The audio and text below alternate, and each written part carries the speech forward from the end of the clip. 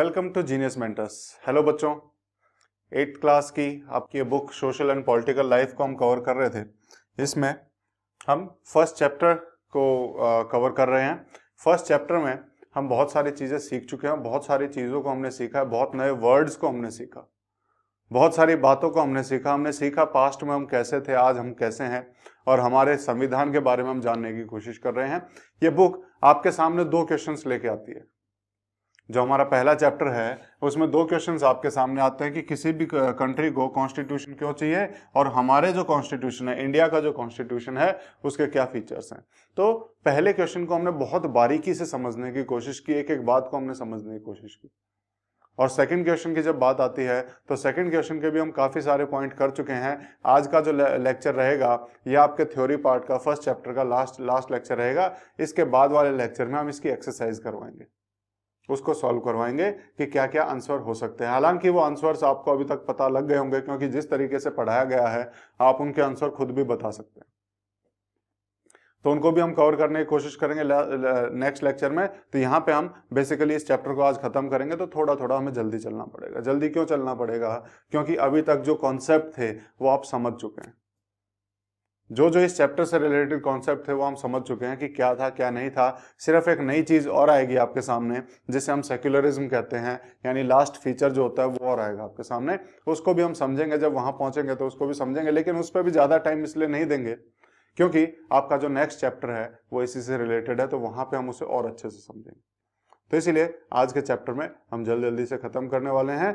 जल्दी का मतलब ये नहीं है कि बिना समझे करेंगे, हम इसे समझते हुए। बुक्स आपके पास होनी चाहिए, आपके सामने होनी चाहिए, ताकि जहां आपको समझ में नहीं आ रहा है वहां आप अपनी राइटिंग में, अपनी लैंग्वेज में उसे लिख सकें। क्लियर है? तो शुरुआत करते हैं हमारे चैप्टर की। हमने क्या किया था पिछले, तो थोड़ा सा दोहरा लेते हैं। तो हम क्या कर रहे थे, रिकैप में हमने की फीचर्स देख रहे थे। की फीचर में सबसे पहले हमने देखा था कि ये फीचर हमारे यहाँ पे आए कैसे।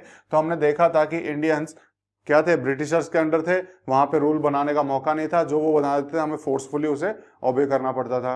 तो हम क्या कहते हैं, क्या करेंगे यहाँ पे, ड्यूरिंग फ्रीडम स्ट्रगल हमने जो सीखा उसी को हमने अपनाने की कोशिश की हमारे कॉन्स्टिट्यूशन में, कि ऐसा भारत होना चाहिए, ऐसा नहीं होना चाहिए। उन्होंने टाइम दिया कि हमारा भारत कैसा होगा, तो उन्होंने बहुत सारी चीज़ों से सीखा कि फ्रीडम स्ट्रगल में जो नुकसान इंडिया को झेलना पड़ा वो नुकसान दोबारा से इंडिया का ना हो, इंडिया का फ्यूचर एक अच्छा फ्यूचर हो।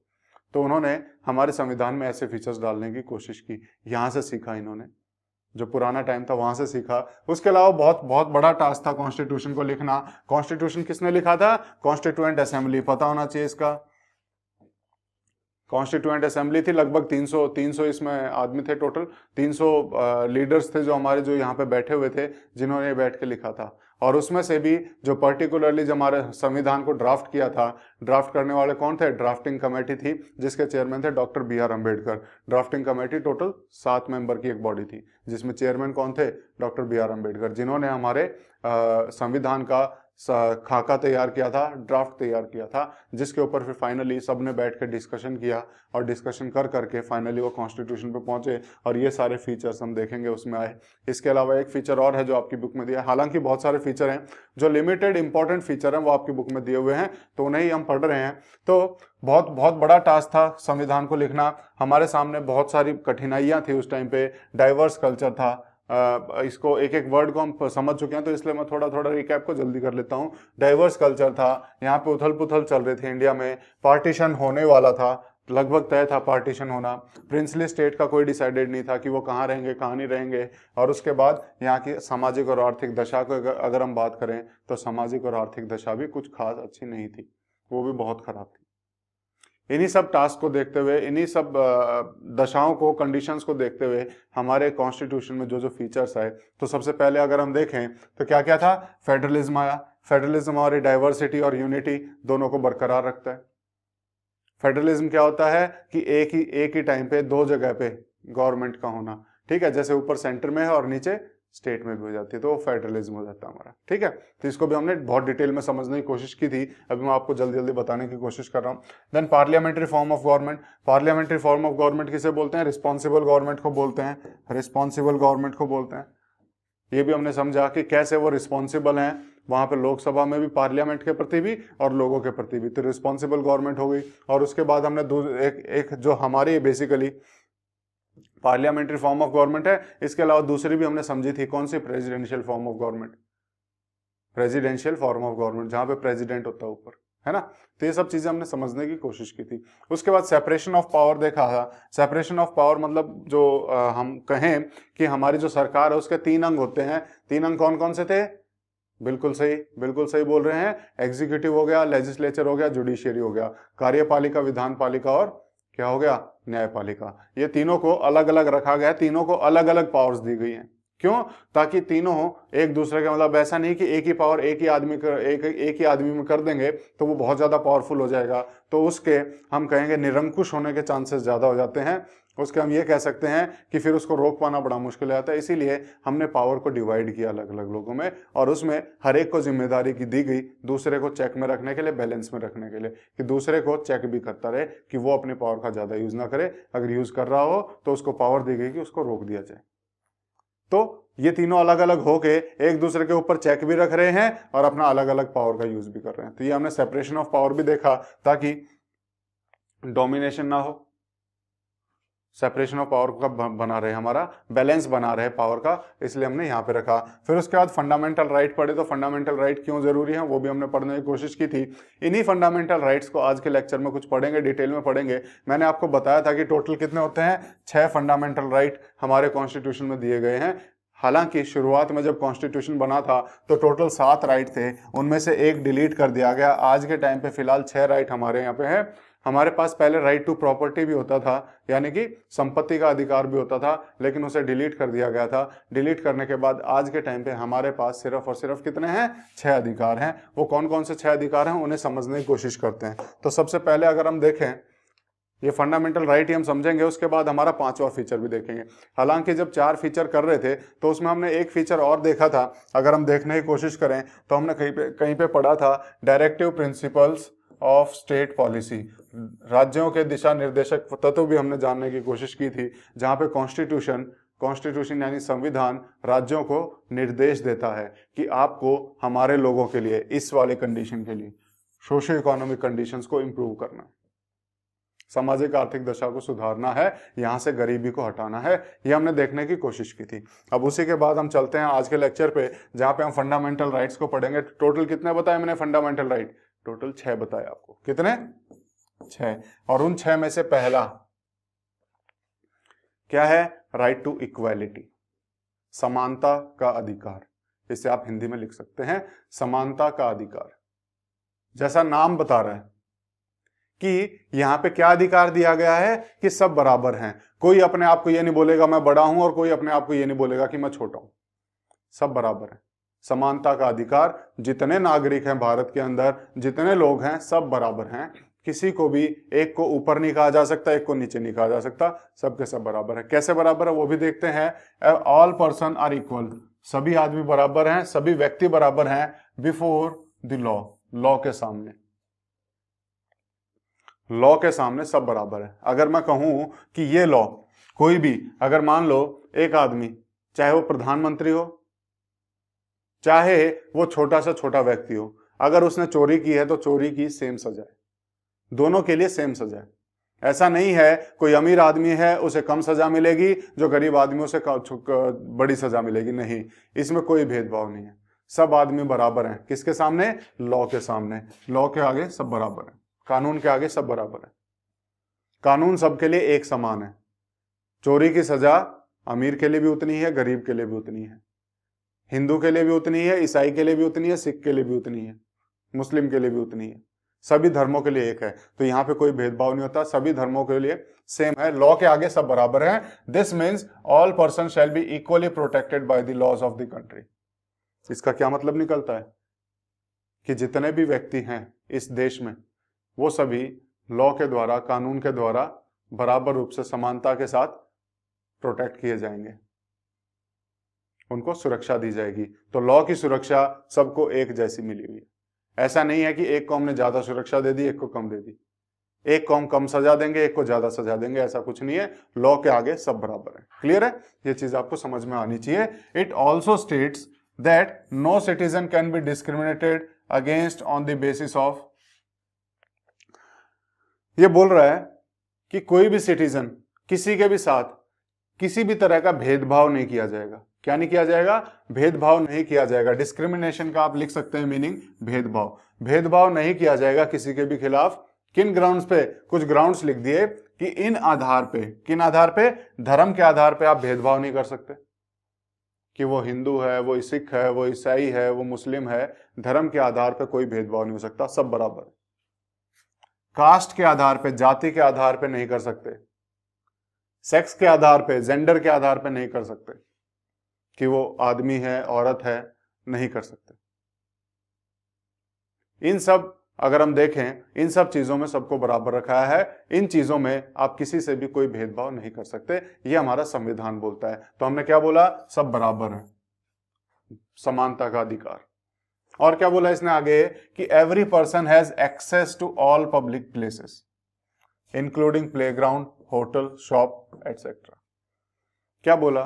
कि सभी व्यक्तियों को आजादी है, सभी व्यक्तियों को आजादी है, सभी व्यक्तियों को इजाजत है जितनी भी पब्लिक प्लेसेस हैं, सार्वजनिक स्थान है। पब्लिक प्लेसेस मतलब सार्वजनिक स्थान, सार्वजनिक स्थान, जितने भी सार्वजनिक स्थान हैं वहां पे कोई भी जा सकता है।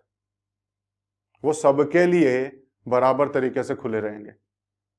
जैसे एग्जाम्पल भी दिए इसने, जैसे अगर कोई प्लेग्राउंड है, अगर कोई प्लेग्राउंड है, सरकारी प्लेग्राउंड है, तो वहां पे कोई भी जा सकता है, किसी को मनाही नहीं है। मनाही होगी तो सबको होगी, नहीं तो किसी को भी नहीं होगी।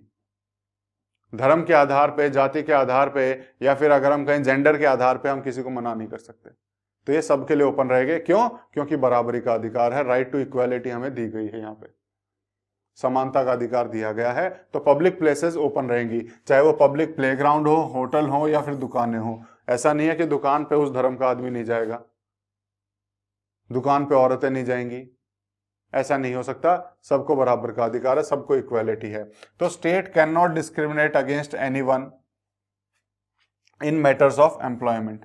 ऐसे ही स्टेट जब नौकरी देने की बारी आएगी तो नौकरी देने के मामले में भी किसी से कोई भेदभाव नहीं करेगा, किसी से कोई भेदभाव नहीं करेगा। ये नहीं कहेगा कि तुम इस धर्म के हो, तुम्हें नौकरी नहीं मिल सकती।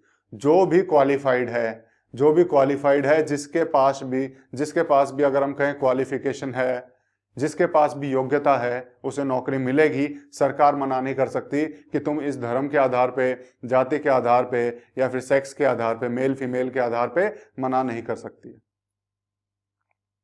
समझ में आया? तो हमें समानता का अधिकार है, एजुकेशन में भी, पढ़ाई में भी, यहाँ पे नौकरी में भी, और पब्लिक प्लेसेस में घूमने के लिए भी, या फिर हम कहीं पे भी जाएं, लॉ के खिलाफ भी समानता का अधिकार है। इन सब जगह पे हमें बराबर का अधिकार मिला हुआ, समानता का अधिकार मिला है। बट देयर आर एक्सेप्शन, लेकिन इसके भी एक्सेप्शन हैं। एक्सेप्शन यहां पे भी दिए हुए हैं।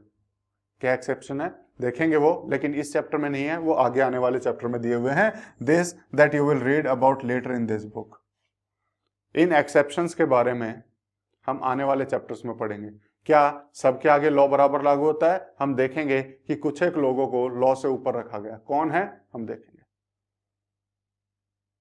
ठीक है? तो ऐसे ही समानता का अधिकार, वैसे तो सभी बराबर हैं, लेकिन कुछ एक लोगों को प्रिविलेज दी गई है, छूट दी गई है। क्यों दी गई है उसका रीजन हम आने वाले चैप्टर्स में देखेंगे। अदरवाइज अगर हम देखें तो क्या है? राइट टू इक्वालिटी हमारा है, यानी कि समानता का अधिकार है, सब समान है, कोई ऊपर नीचे नहीं है, कोई छोटा बड़ा नहीं है। The practice of untouchability has also been abolished. Untouchability को भी एबॉलिश कर दिया गया, खत्म कर दिया गया है इसी समानता के अधिकार में। अनटचेबिलिटी क्या होता है?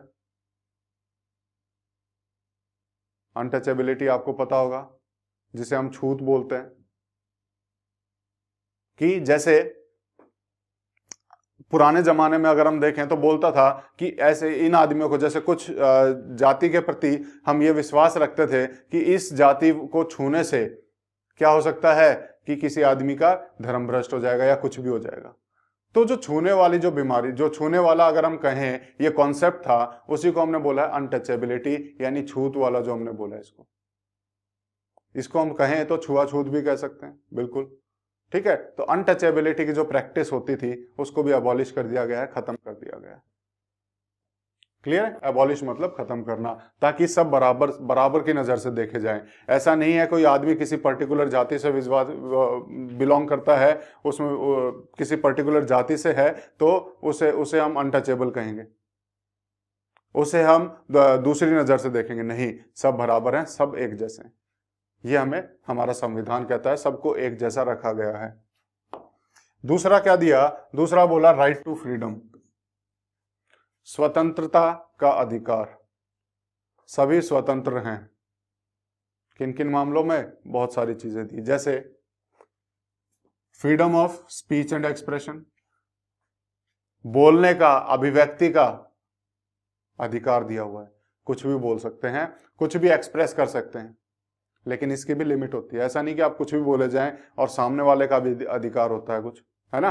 तो उसके अधिकार के मायनों को, उसके अधिकार को ध्यान में रखते हुए आप अपनी तरफ से कुछ भी कह सकते हो, कुछ भी कहने की आजादी है। आपको अपनी बात कहने की आजादी है। अपनी बात कहने की आजादी का मतलब यह नहीं होता है कि आप दूसरे के अधिकार को छीनने की भी आजादी मिल गई, नहीं।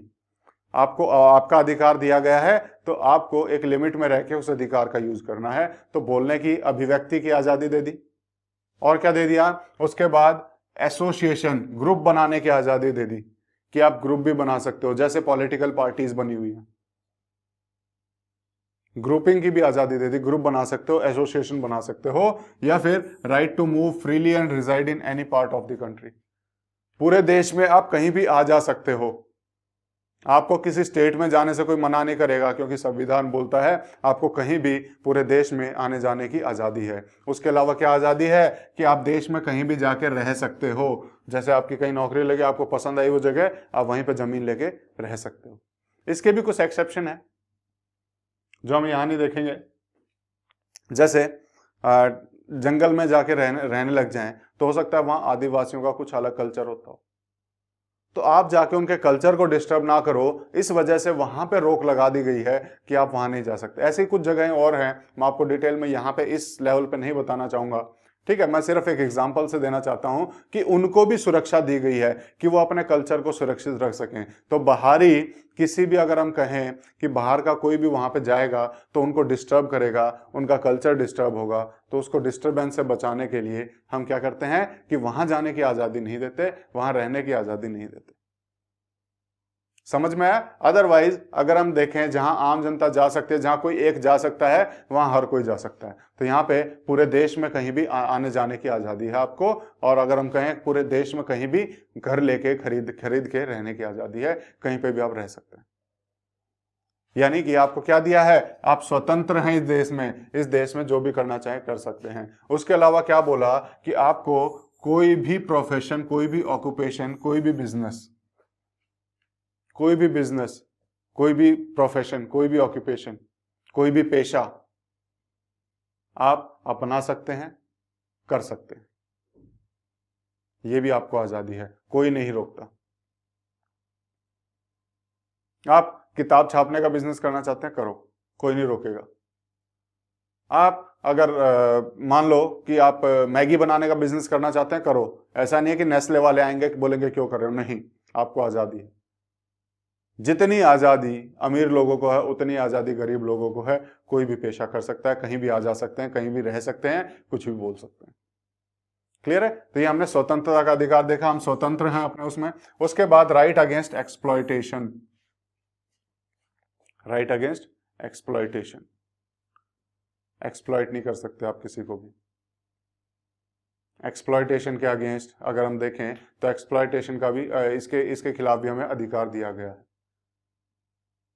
ठीक है, कैसे कैसे दिया गया है? जैसे कॉन्स्टिट्यूशन प्रोहिबिट करता है, रोकता है ह्यूमन ट्रैफिकिंग को, फोर्स्ड लेबर को।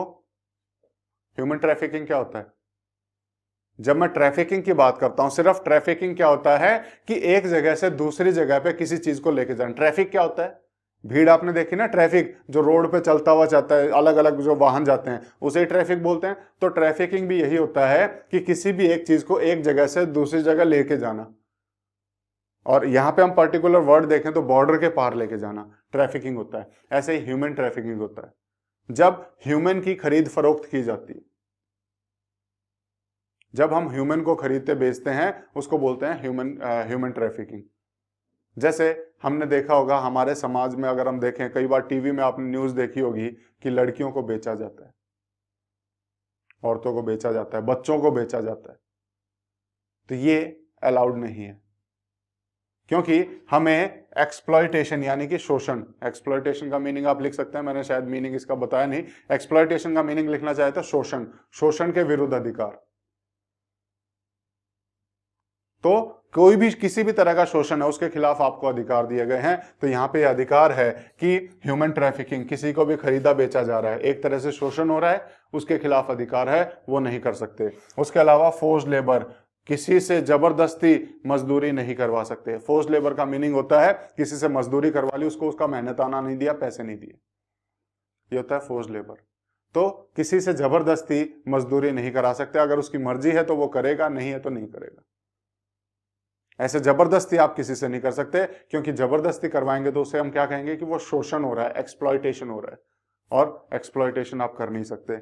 उसके अलावा अगर हम देखें employment of children under 14 year of age, कि 14 साल से छोटे बच्चों को आप कहीं पे भी रोजगार के लिए नहीं लगा सकते, उनको नहीं लगा सकते कहीं पे भी रोजगार में, क्योंकि वो भी शोषण माना जाएगा बच्चों का, क्योंकि उनकी जो उम्र है वो उस टाइम पे पढ़ने की, लिखने की, खेलने की है। आप उसी टाइम पे उनको रोजगार में लगा देंगे तो क्या होगा, एक तरह से माना जाता है कि उनका शोषण हो रहा है। तो बच्चों को, 14 साल से छोटे बच्चों को आप कहीं भी नहीं लगा सकते नौकरी में। क्लियर है? तो ये सारी चीजें, ये आपके 3 हो गए, टोटल हमने 3 देख लिए। चौथा देख लेते हैं कि चौथा क्या है, फ्रीडम ऑफ रिलीजन, धर्म का जो अधिकार है, किसी भी धर्म को अपनाने की स्वतंत्रता है। यहां पे क्या बोलता है, religious freedom is provided to all citizen, सभी सिटीजन्स को दिया गया है कि कोई भी सिटीजन किसी भी धर्म को अपना सकता है, यह धर्म का अधिकार है। Every person has the right to practise, profess and propagate.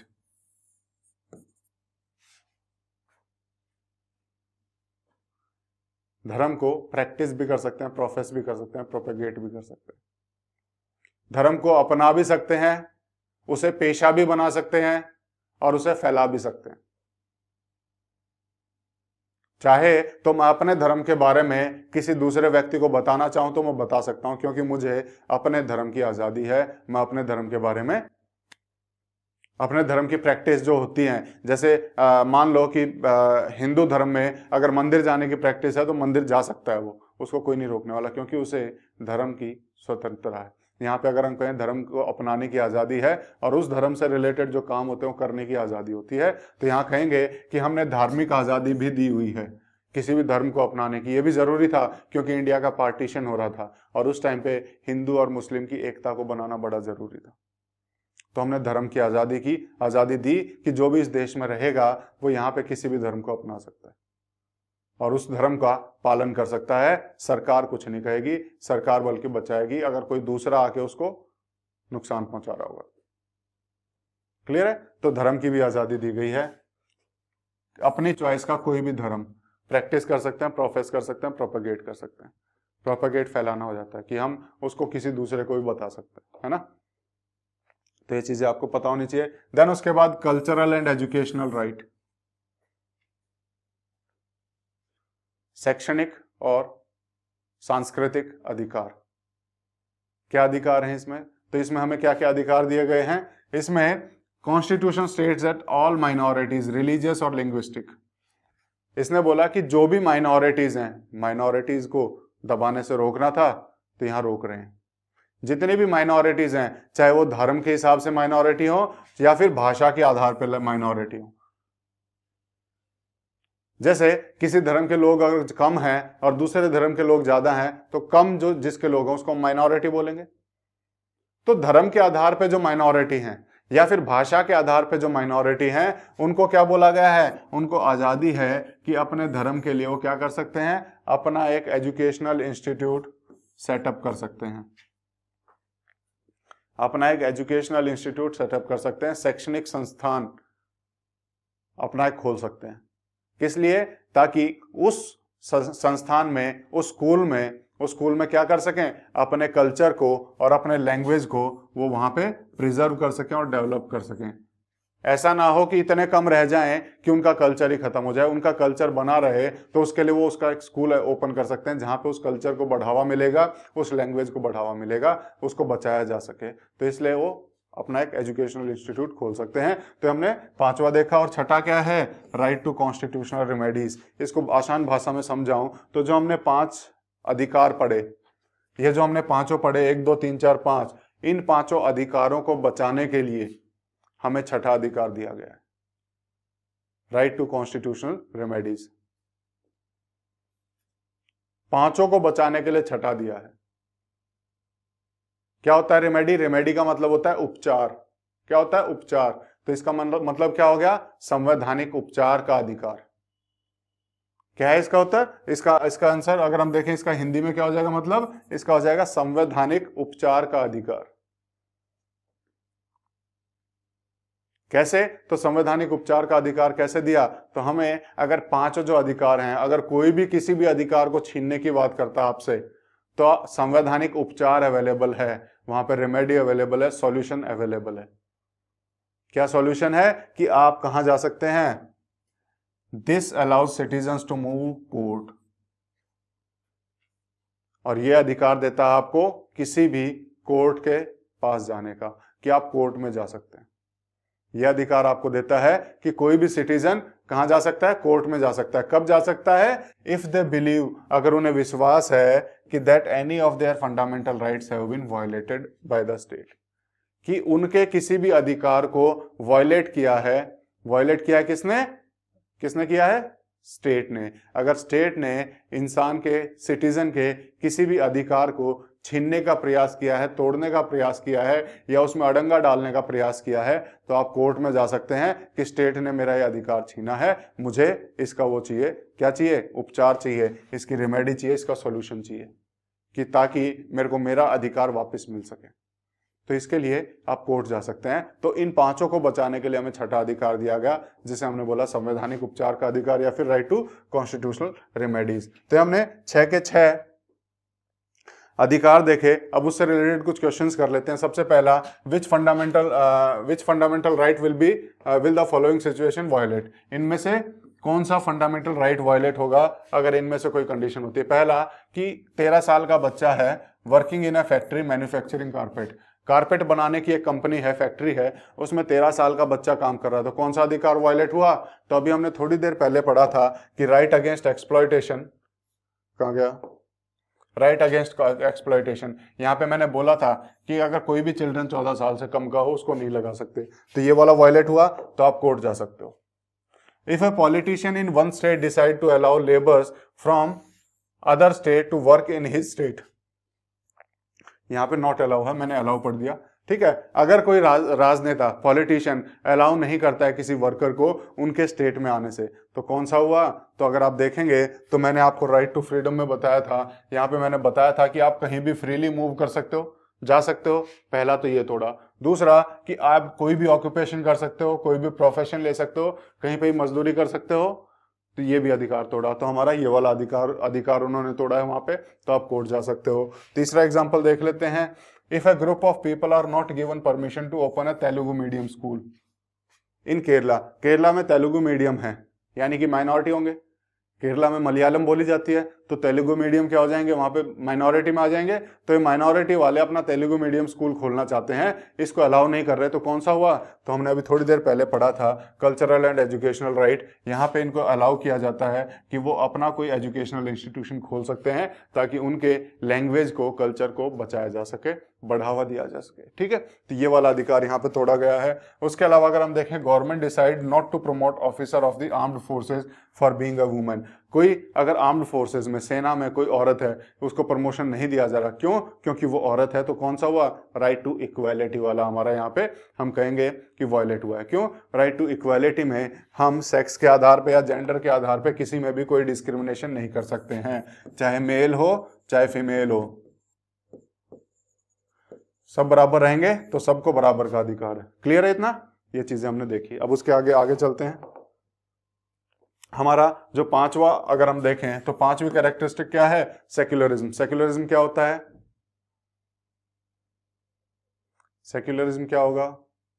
तो यहां पे अगर हम देखेंगे तो इसका मीनिंग होता है सेक्युलर स्टेट क्या होता है। सबसे पहले हम ये देखें, जहां पे स्टेट की बात कर रहे हैं, स्टेट यहां पे कौन सा स्टेट है? यहां पे वो स्टेट है जहां हम इंडिया की बात कर रहे हैं, ये वाला स्टेट। ठीक है, ये इंडिया वाला स्टेट जो हमारा हो जाएगा, ये हमारा हो जाएगा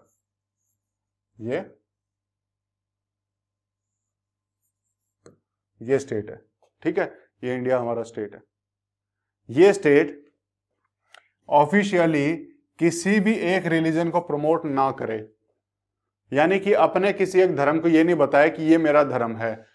स्टेट अपनी तरफ से ये ना बोले कि मेरा ये धर्म है, मैं इस धर्म को प्रमोट करूंगा, या फिर इस धर्म के लिए मैं काम करूंगा, दूसरे धर्म वालों के लिए काम नहीं करूंगा। अगर ये ऐसा स्टेट बोलेगा तो वो क्या करेगा? सेक्युलर स्टेट नहीं कहलाया जाएगा। सेक्युलर स्टेट कौन सा होगा? सेक्युलर स्टेट वही होगा जहां पे धर्म की आजादी होगी, जहां पे किसी को कोई भी धर्म की आजादी होगी, और यहाँ पे स्टेट किसी एक रिलीजन के प्रति अपना कोई वो नहीं दिखाएगा कि उसको प्रमोट नहीं करेगा, अपने आधिकारिक रूप से उसे प्रमोट ना करे, उसे हम कह सकते हैं सेक्युलर स्टेट। कौन सा स्टेट हो जाएगा? सेक्युलर स्टेट हो जाएगा। तो ये वाला हमारा जो अगर हम देखें पांचवा पॉइंट क्या हुआ? सेक्युलरिज्म हो गया। ये हमारी पांचवी कैरेक्टरिस्टिक है इसकी। किसकी? हमारे संविधान की। संविधान को हमने सेक्युलरिज्म बनाया है, हमारे स्टेट को हमने सेक्युलर बनाया है कि ये किसी एक स्टेट को नहीं बढ़ावा देगा। ये नहीं बोलेगा कि मैं हिंदू राष्ट्र हूं, मैं मुस्लिम राष्ट्र हूं, मैं सिख राष्ट्र हूं, ईसाई राष्ट्र हूं, नहीं।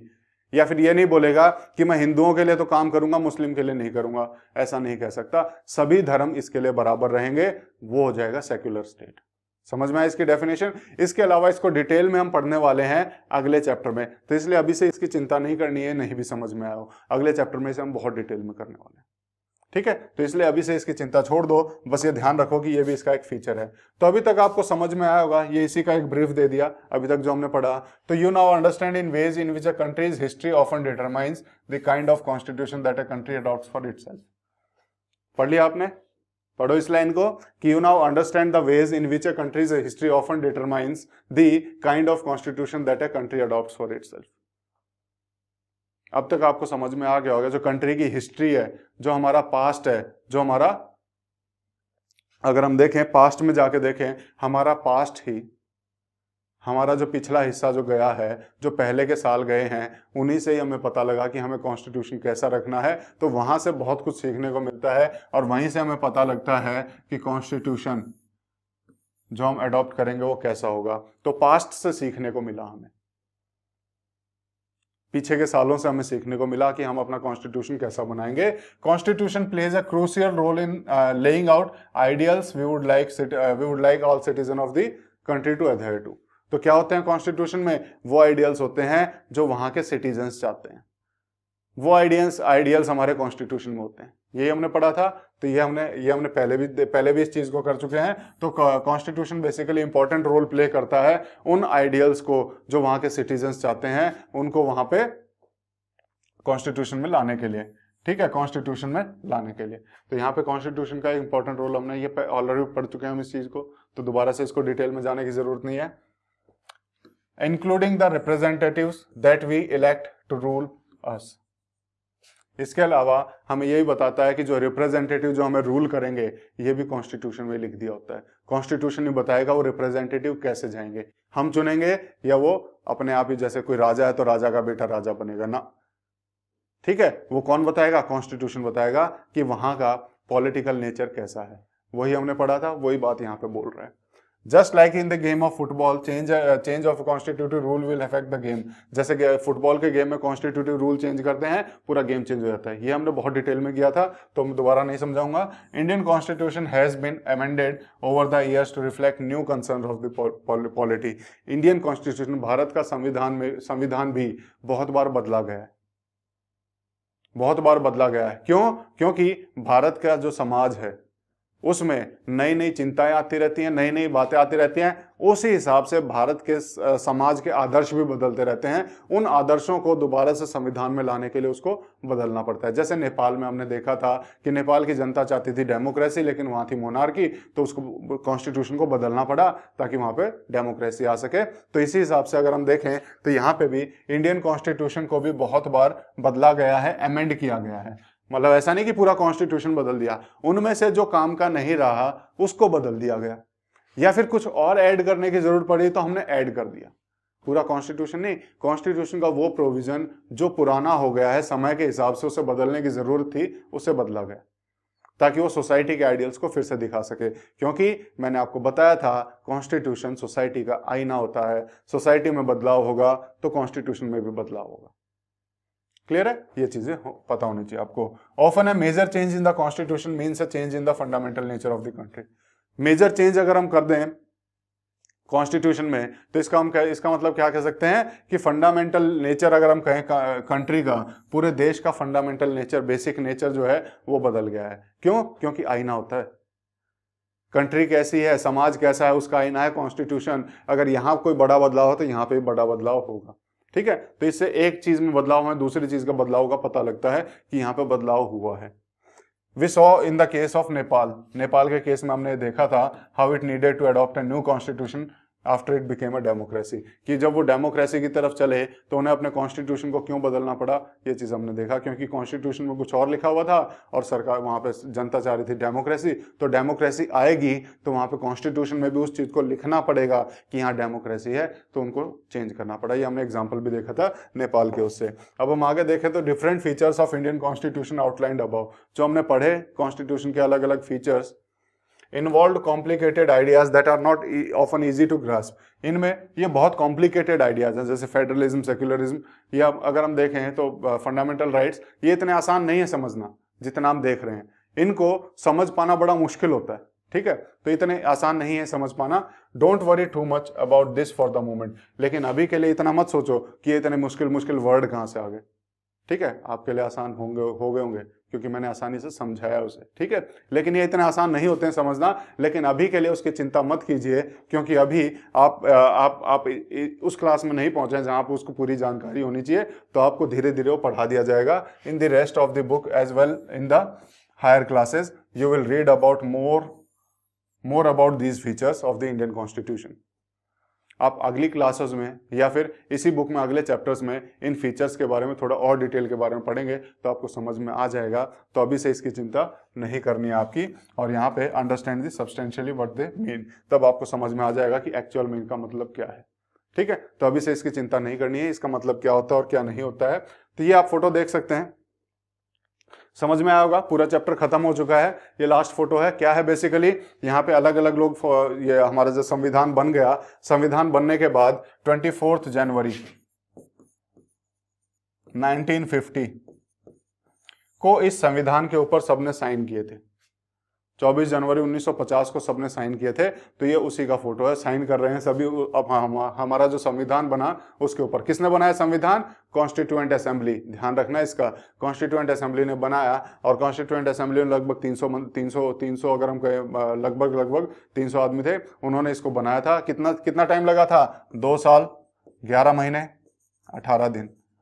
ठीक है? इतना आपको पता होना चाहिए इसमें। तो ये सब उस कॉन्स्टिट्यूशन बनाने के बाद उसको साइन कर रहे हैं। यहाँ पे आपको जवाहरलाल नेहरू दिखाई देंगे, डॉक्टर राजेंद्र प्रसाद दिखाई देंगे, वल्लभ भाई पटेल आपको दिखाई देंगे, है ना? तो ये लोग अभी इसको साइन कर रहे हैं। यही चीज यहाँ पे लिखी हुई है कि कौन कौन साइन कर रहा है। यहाँ पे कब है?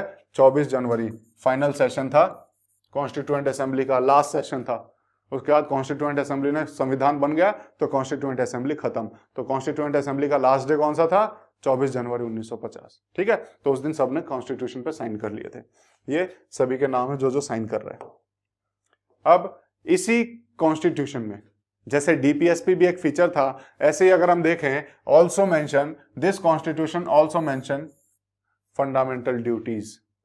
आपकी ड्यूटीज भी बताते हैं, आपकी ड्यूटी, सिर्फ अधिकार नहीं बताते, आपके कर्तव्य भी बताते हैं कि आपके कर्तव्य क्या क्या हैं। तो मौलिक कर्तव्य भी हमारे यहाँ पे संविधान में लिखे गए हैं।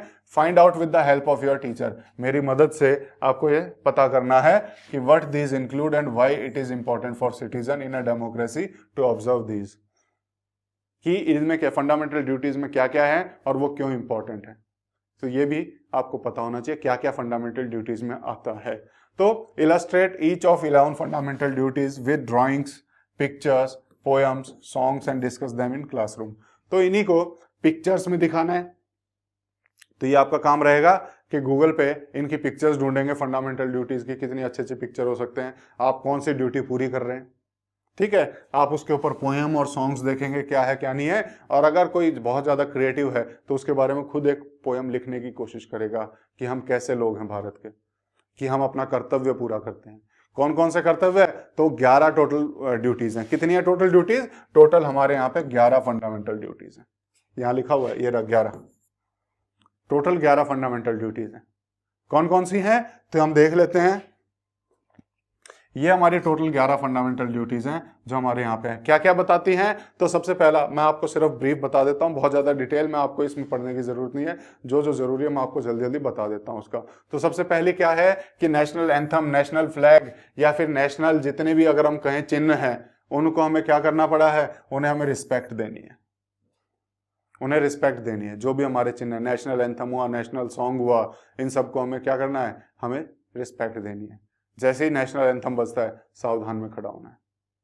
नेशनल फ्लैग है, जब भी उसको फहराया जाता है तो उसके सामने खड़ा होना, उसको रिस्पेक्ट देनी है, और कॉन्स्टिट्यूशन का पालन करना है, इंडियन कॉन्स्टिट्यूशन का पालन करना है। ये ड्यूटी है सभी की, ऐसा नहीं कि सिर्फ अधिकार लेके बैठ गए, ड्यूटीज भी हैं। ठीक है, उसके बाद क्या करना है, जो जो आइडियल्स थे हमारे, बेसिकली जितने भी फ्रीडम फाइटर्स थे जिन्होंने हमारे लिए लड़ाई लड़ी, आजादी की, तो जो आइडिया लेके वो चले थे कि हमारा देश ऐसा होगा, आपको भी उन आइडियाज को फॉलो करना है, उन आइडियल्स को फॉलो करना है। जैसे अगर हम कहें वो यूनिटी को लेके चले थे कि सब एक होने चाहिए, तो यूनिटी बनाए रखनी है।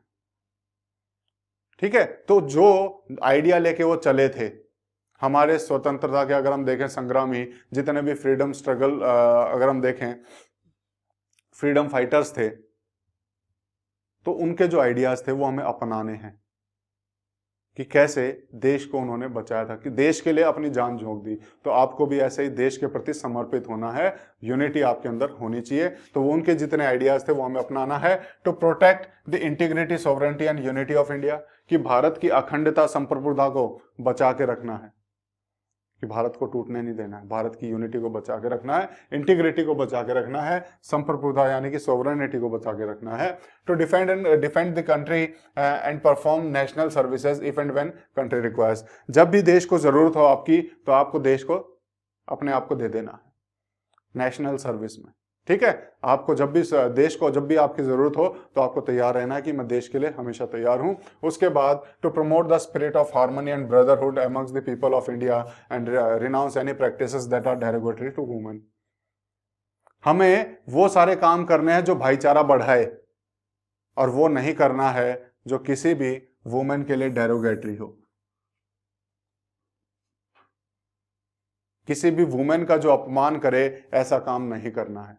हमें वो सारे काम करने हैं जो भाईचारा बढ़ा के रखे, जो हमारा भाईचारा बढ़ाए, जो आपस में भाईचारा बढ़ाए, वो सारे काम करने हैं। लेकिन वो नहीं करना है जो किसी भी, अगर हम कहें, औरत का अपमान करे, ऐसा कोई काम हमें नहीं करना है। To cherish and preserve the rich national heritage of our composite culture, जो हमारा कल्चर है, रिच कल्चर जो रहा है, उस कल्चर को अगर हम देखें, उसके बारे में मतलब खूब गुणगान करने हैं, उसको बचा के रखना है। ठीक है, उसको बचा के रखना है, नेशनल हेरिटेज को। समझ में आए? तो हमारा जो पुराना कल्चर है, पुरानी बिल्डिंग्स हैं, बचा के रखना है, चेरिश करना है, हमें देखना उन्हें। ठीक है, तो ये चीजें हमारी ड्यूटीज हैं। Improve the natural environment including lakes, wildlife, rivers and forest, इन सबको खराब नहीं करना। जैसे हम फॉरेस्ट को काटते जा रहे हैं अपने फायदे के लिए, नहीं, उन्हें इंप्रूव करना है। रिवर में गंदगी नहीं डालनी है। अपने आसपास स्वच्छता अभियान चलाया था, स्वच्छ रखना एनवायरनमेंट को। क्यों? हमारी ड्यूटी है, वो कर्तव्य है कि हमें हमारा एनवायरनमेंट साफ रखना है, उसे खराब नहीं करना है। To develop scientific temper, humanism and spirit of inquiry.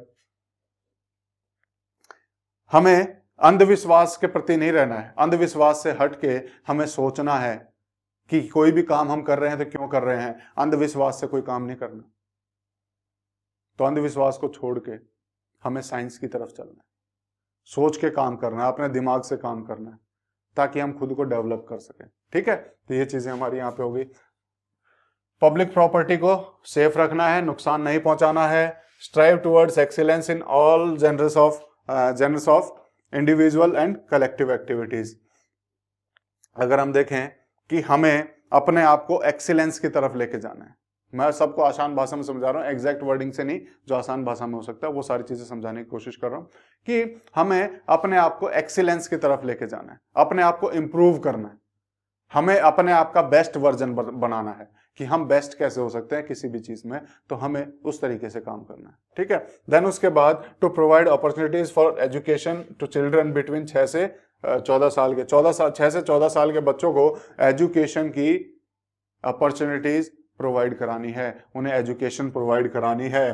ठीक है, 6 से 14 साल की बच्चे की। और किन की ड्यूटी है ये?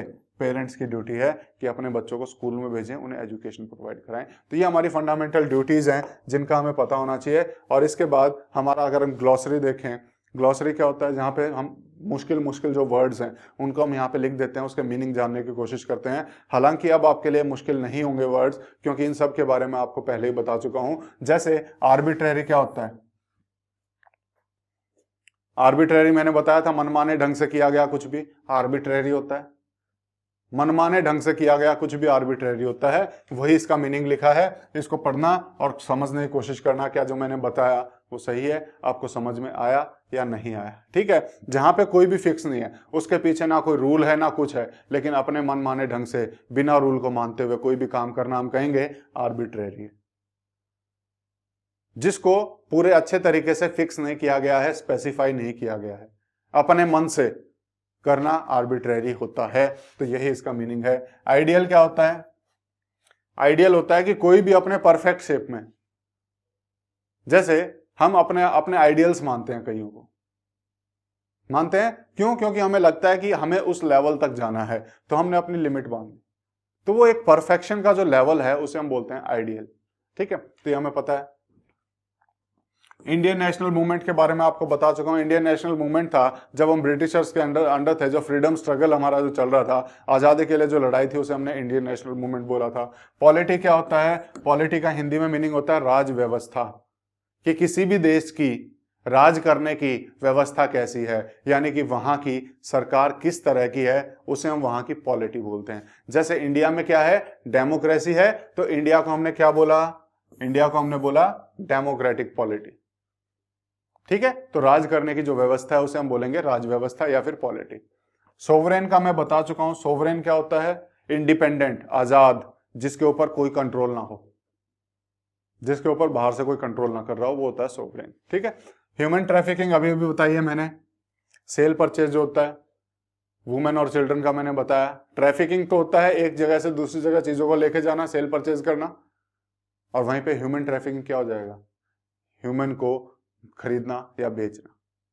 ठीक है, एक जगह से दूसरी जगह ले जाके बेच देना, वो जाता है ह्यूमन ट्रैफिकिंग।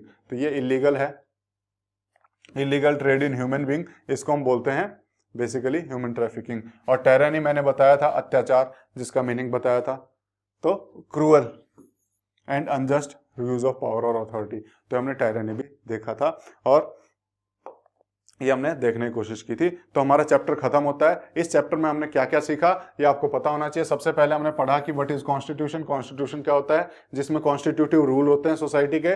और उसके बाद ये हमें कहाँ से बेसिकली इसके जो हम देखने की कोशिश करें, हमें कॉन्स्टिट्यूशन क्यों चाहिए होता है, उसके रीजन हमने जानने की कोशिश की थी। और उसके बाद किसी भी अगर हम देखें डेमोक्रेसी में ज़्यादा इंपॉर्टेंस क्यों बढ़ जाती है इस कॉन्स्टिट्यूशन की, वो भी हमने जानने की कोशिश की थी।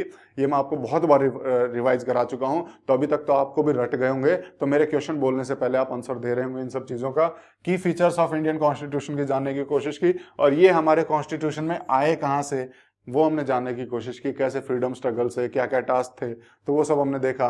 तो हमारे टोटल फीचर हमने क्या देखे, फेडरलिज्म हमने जानने की कोशिश की, पार्लियामेंट्री फॉर्म ऑफ गवर्नमेंट जानने की कोशिश की, सेपरेशन ऑफ पावर हमने देखा, फंडामेंटल राइट देखा, और उसके बाद आज सेक्युलरिज्म को भी जानने की कोशिश की। और इसके बारे में तो अगला चैप्टर ही है, वहाँ पे हम बहुत अच्छे से पढ़ेंगे।